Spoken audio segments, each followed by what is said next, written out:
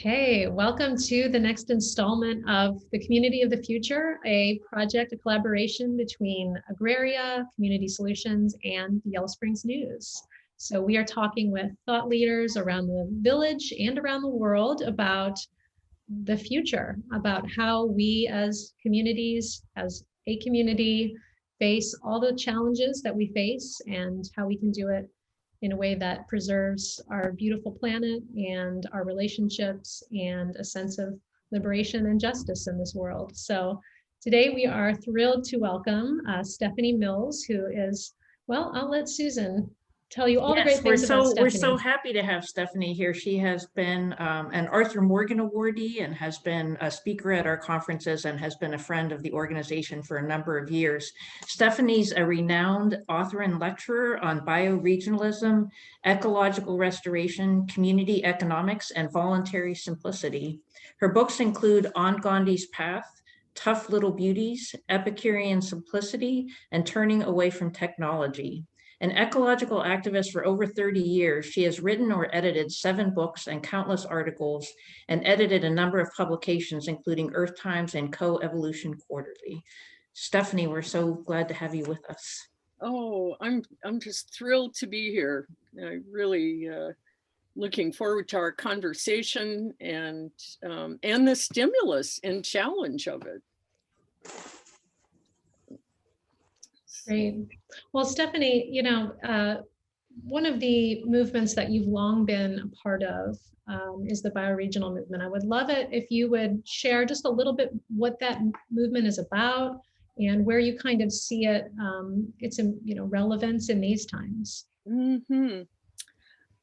Well, bioregionalism is a big tent, and it really is about reclaiming sense of place and a kind of a biogeographical awareness of land and life ways, and of the diversity of real places, of the tangibility of things like watersheds, and it grew out of or kind of sprouted away from environmentalism in the early 70s, not as a rejection, but just sort of a recognition that there needed to be culture building going on. There needed to be a kind of a reciprocal experience of place rather than just a sort of a protection and preservation ethic. Not that those things aren't important, but kind of looking at the long span of human experience. Our species among the millions, has been embedded in particular places, and our minds and spirits have evolved out of particular places, not generic places. So bioregionalism had and has a kind of a cultural focus, but one of the things that it looked at and implicitly critiqued was the arbitrariness of geopolitical boundaries. I lived in the Bay Area for a good many years and was associated with the bioregionalists out there, the people at Planet Drum. And, the assembling of the Association of Bay Area Governments to try to address the water quality and health issues in the Bay was sort of it was instructive because there were, scores of jurisdictional boundaries that ringed the Bay Shore and had to be kind of reconciled, or interagency diplomacy had to happen. And so bioregionalism kind of pulls back from that a little bit and says, let's look at the watershed, let's look at the entirety of it. And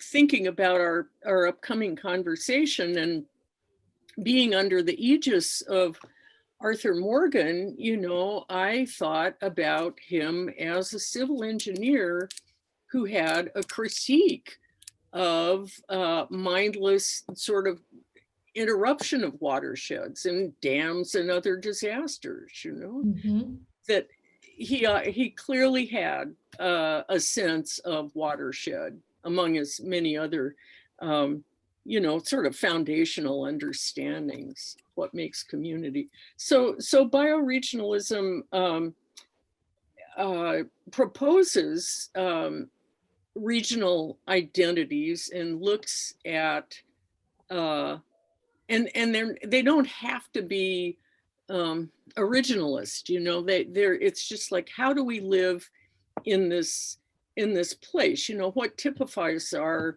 existence? Well, it's way different on the Leelanau Peninsula than it is in the Sonoran bioregion, and actually reclaiming some of those differences might not be such a bad thing, if we can learn how to sort of reclaim them without asserting them as over against others.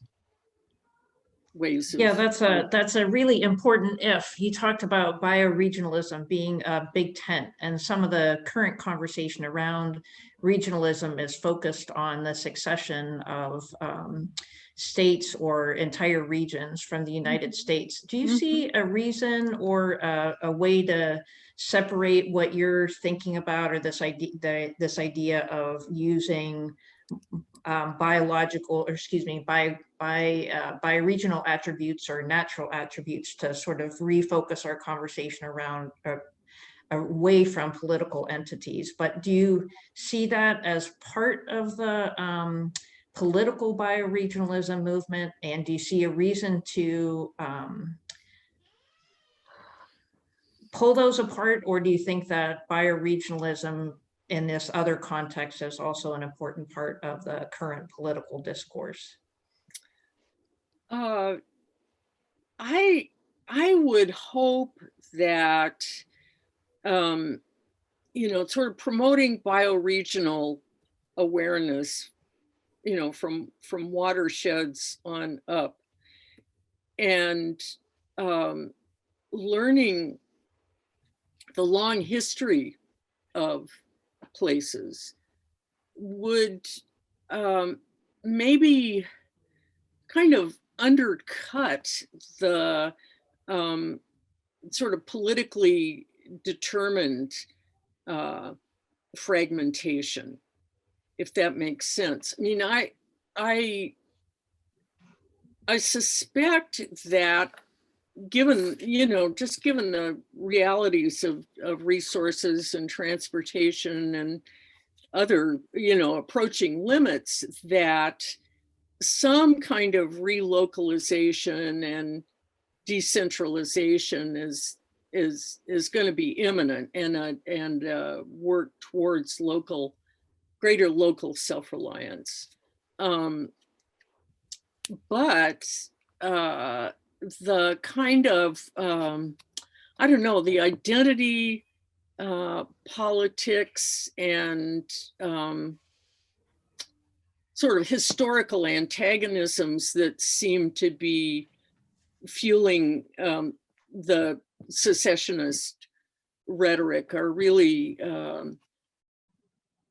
they're superimposed, I think, or they're induced. I don't know if that makes sense, but they're a really unfortunate inheritance of our nation's history. I mean, it's not that people don't, skirmish along boundaries, and have for millennia, but at this point, if we could at least, introduce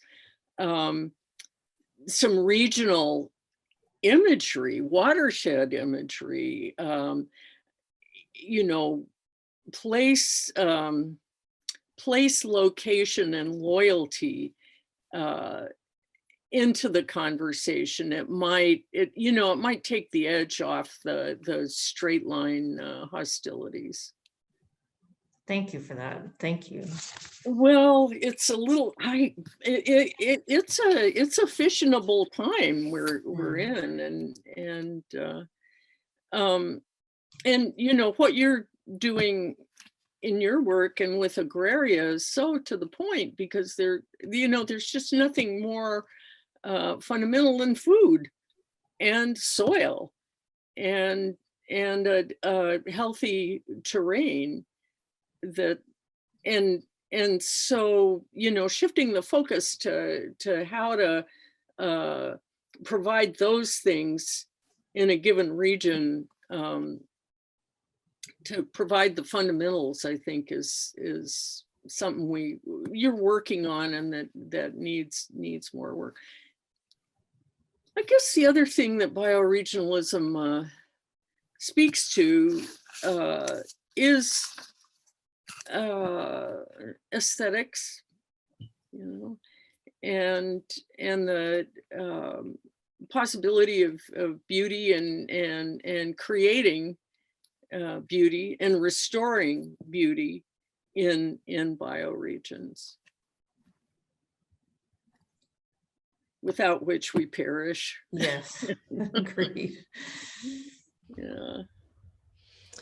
Yeah, I want to talk more about, this is a very interesting moment. Stephanie, when I met you, I think it was maybe 2004. So a little bit of a different picture.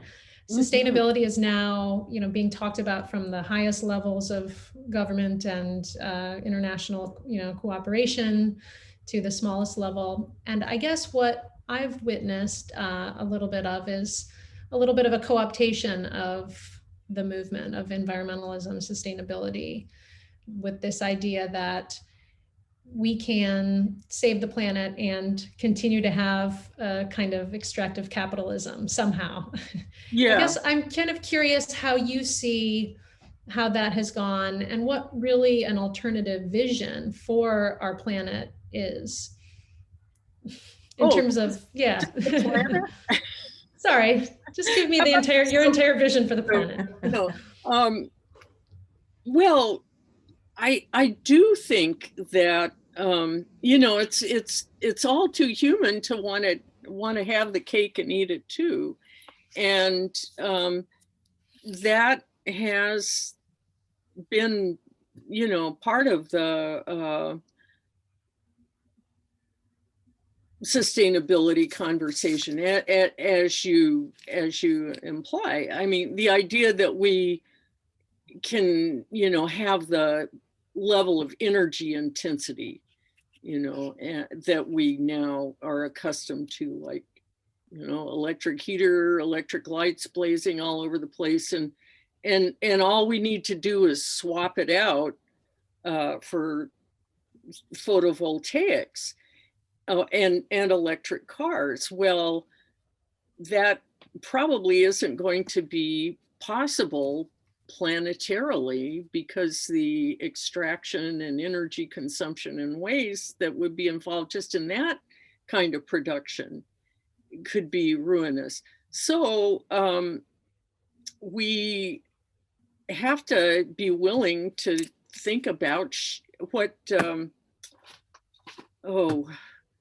great old appropriate technology author of the 70s, whose name escapes me now, but it's a seminal paper called Sharing Smaller Pies. He was one of the principals in Rain magazine.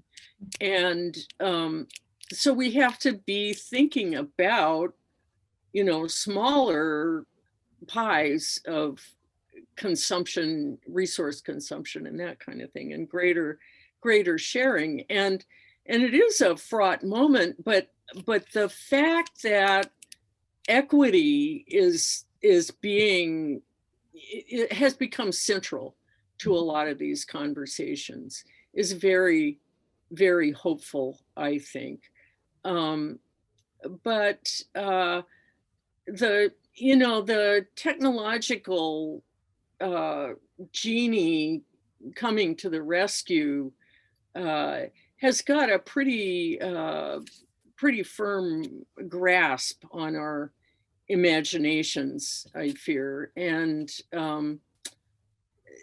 simpler, less, energy and resource intensive ways of life have to be more imaginable, more widely, and so who goes first? That's the thing. Who goes first? Where the sacrifices begin? Mm. And are they sacrifices? Well, one possible blessing, and Megan, you wrote about this, of the pandemic, is it's sort of a pause for some of us, for those of us who have the privilege to pause, to reflect on the quality of our lives and what's it's taken to sustain them and what we could do without. But it's a predicament, I think. And of course, sitting in the US in the upper Midwest in a fairly comfortable position, I just have the tiniest pinhole view of how this might unfold elsewhere in the planet, at the level of villages. And I think a lot of, just dramatic structural change is needed, things like land reform, access to the means of, the essential means of subsistence. Yeah, there's a lot of really great conversation going on now across the planet, and upheaval, as you note, including in India, where there's a huge farmer strike. So we know about a lot of this because of the ubiquity of media, which is both a blessing and a curse. And I'm wondering, as somebody who's followed media, what you think about some of the discussion now about restraining media, restraining fake news, restraining conversation. Do you see that as problematic? How do we think about reining in the attention that we place on media without sort of losing the broader dialogue that we really need to kind of thread our way to the future? Wow. That is really a challenge, because, we can exercise our preferences so completely, in our choices of what we're paying attention to on electronic media, and for that matter, print media. And there's such a proliferation of media also. I guess I feel like the remedy for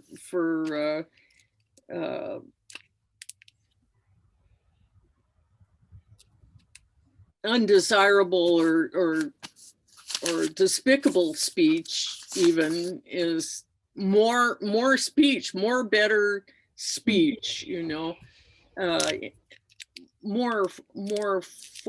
different forums too. But it makes me think about where's the most effective intervention. And I think, again, Morgan had it right, the crucible is the small community. I mean,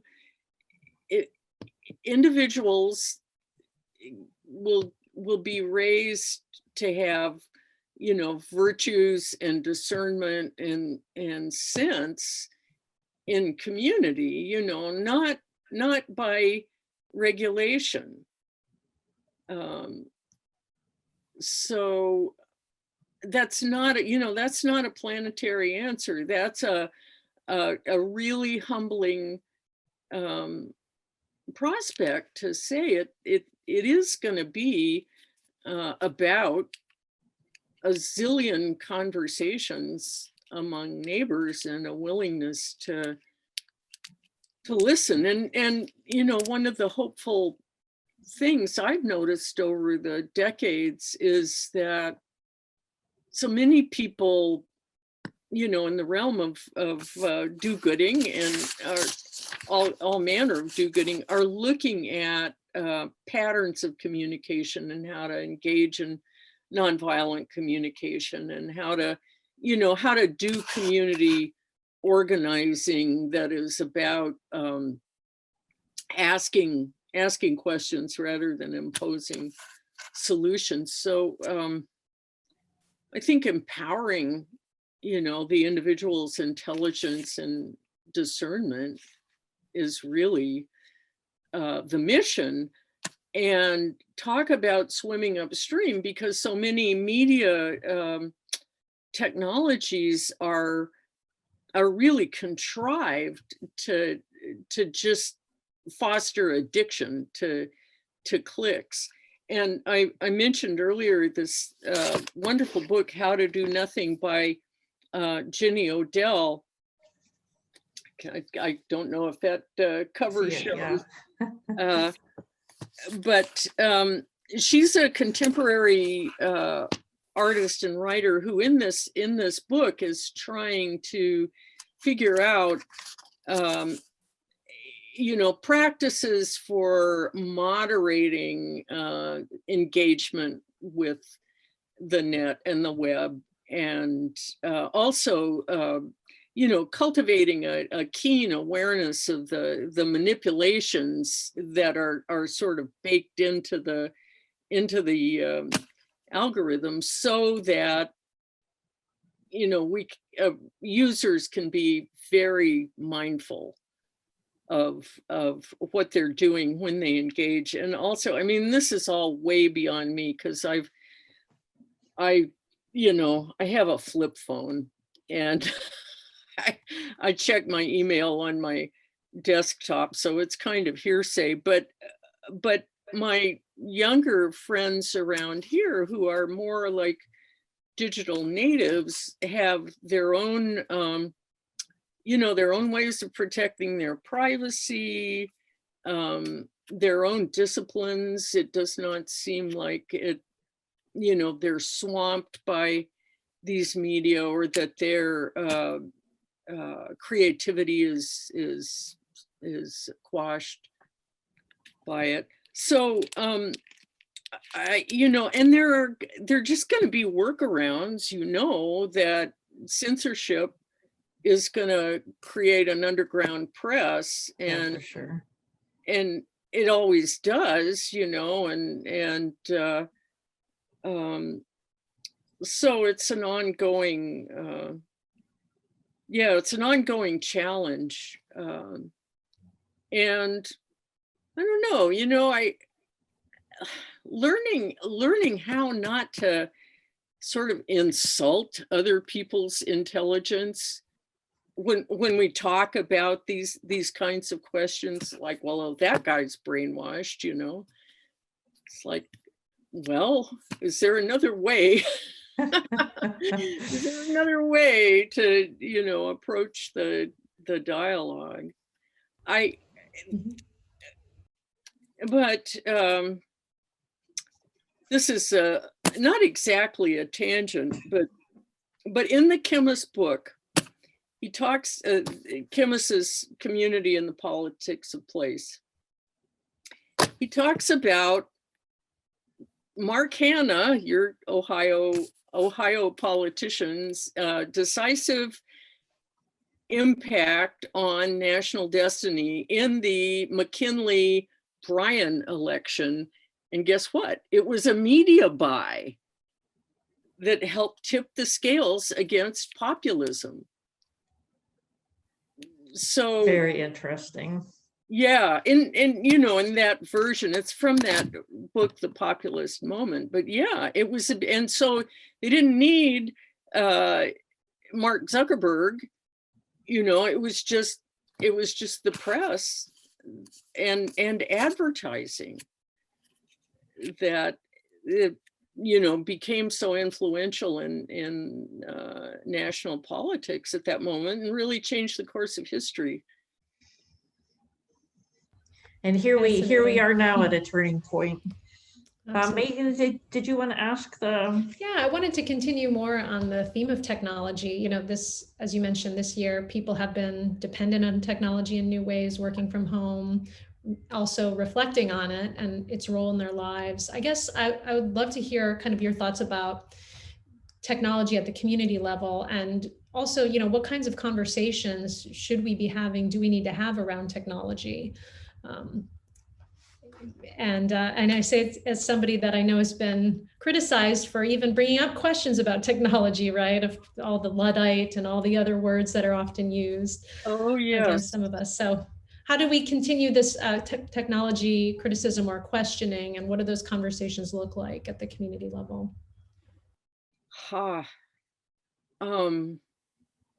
Well, it's imperative to do it, I think.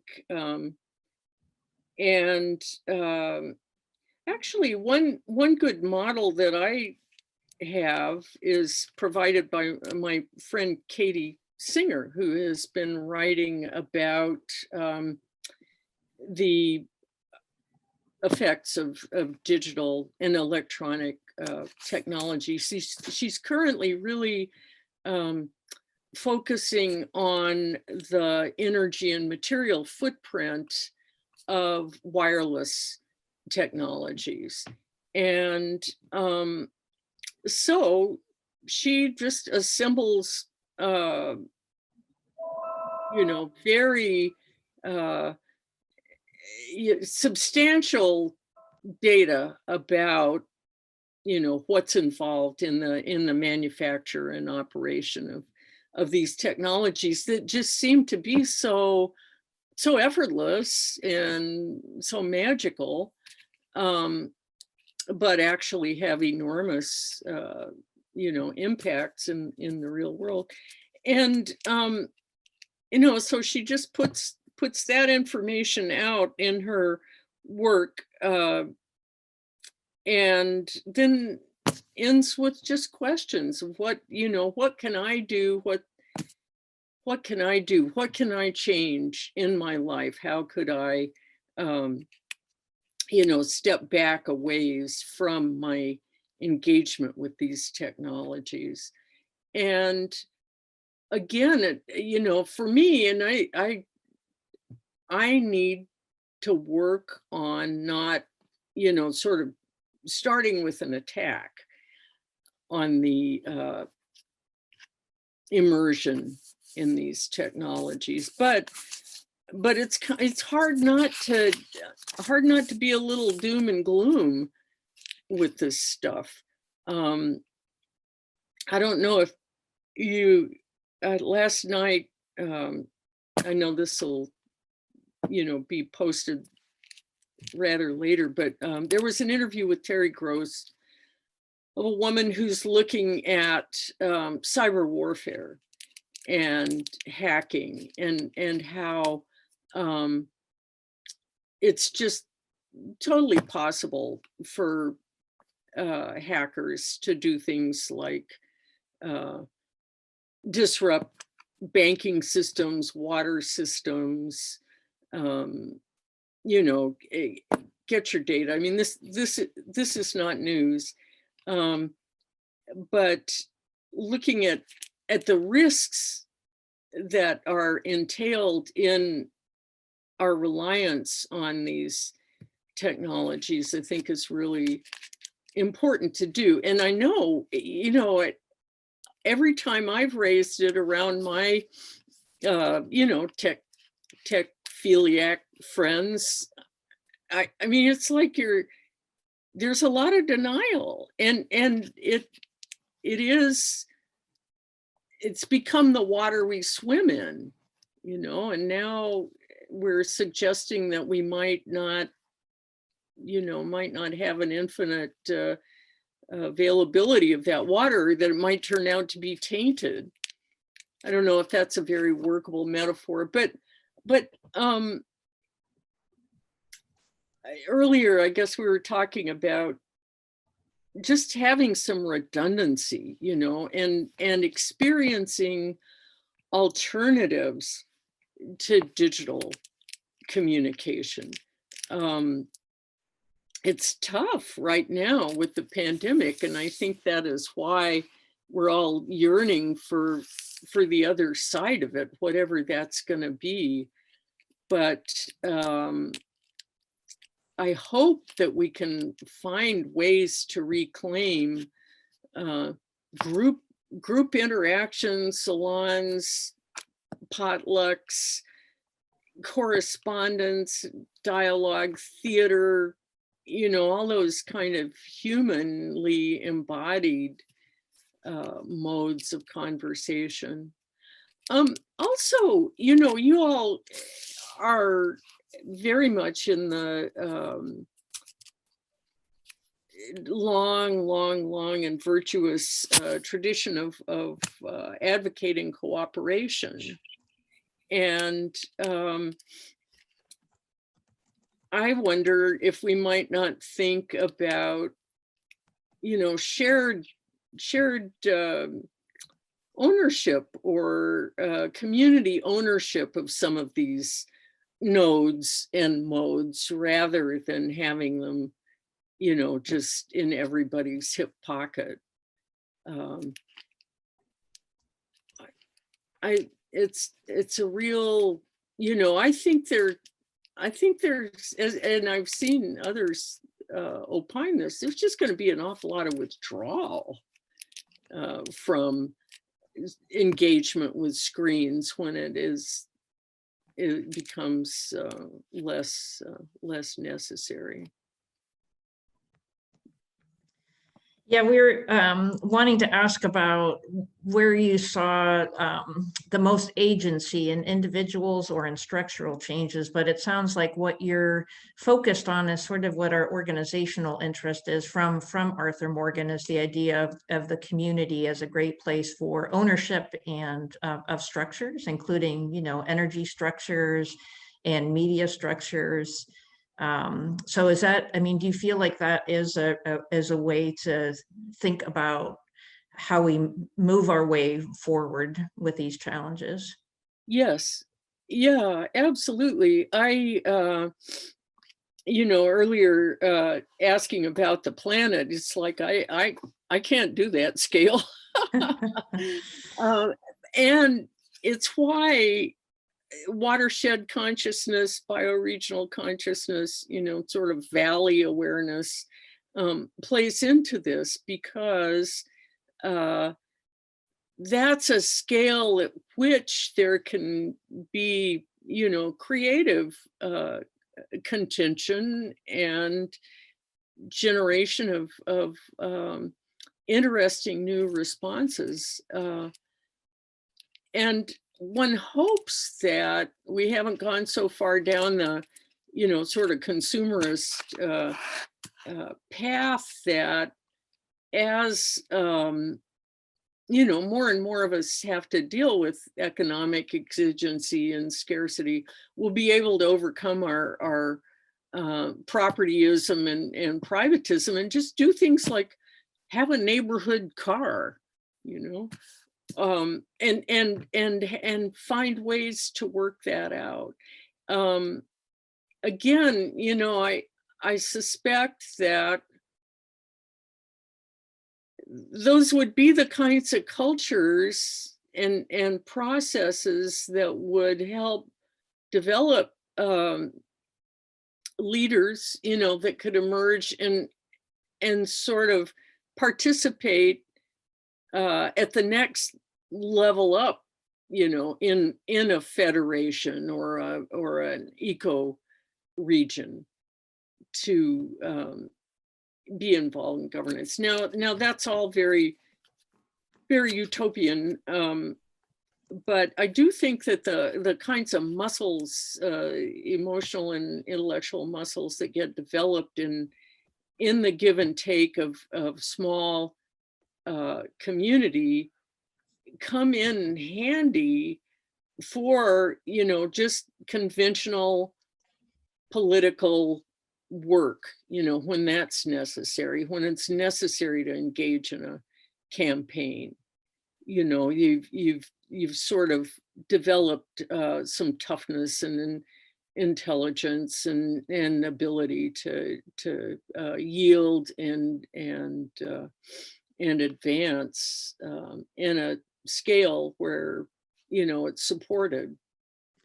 That's really, really a great nugget of wisdom to close on. It feels like it circles us back to the importance of community and bioregionalism, and really is the reason we wanted to speak with you today, Stephanie. We do, I think both Megan and I and many of the people that we work with actually do feel like it's a hopeful time, because so many people are recognizing how much of their own resilience and health and wealth is really embedded in their neighborhood, and not, you know, not with these large structures. So I think it is the time for the things that you've been writing about and thinking about for a long time to really give us a lot of context for thinking about how to move forward. So we're extremely grateful that you were willing to join us today.